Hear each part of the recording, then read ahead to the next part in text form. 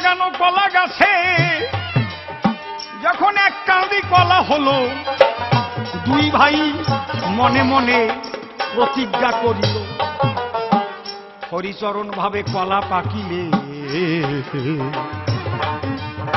আমার মনে আছে ভাবো, প্রথম কলা নিয়ে আমি কৃষ্ণ সেবায় দেব। আর কালীচরণ ভাবে কলা পাকিলে আমি কালী সেবা দেব। মাকে ভোগ লাগাইয়ে আমি ভোগের প্রসাদ পাব। হরিচরণ একটু তীর্থ ভ্রমণ করতে গেছে, ইতিমধ্যে কলা পেকে গেছে।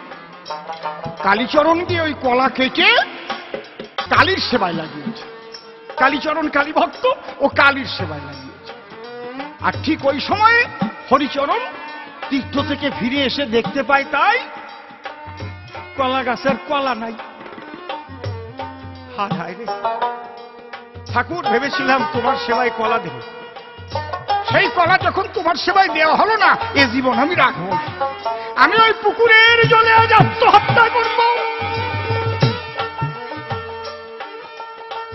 তা হরিচরণ ভাবলো, মরে যখন যাব, যাবার আগে আমার গোবিন্দ মন্দিরে গিয়ে শেষ প্রণামটা করি আসি।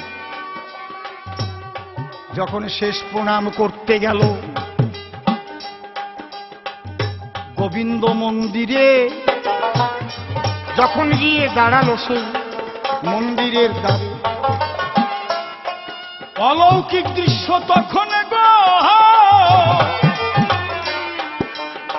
ওরে দেখিবারে পায়। কালী কলা শুলে দিচ্ছে আর কৃষ্ণ কলা খায়।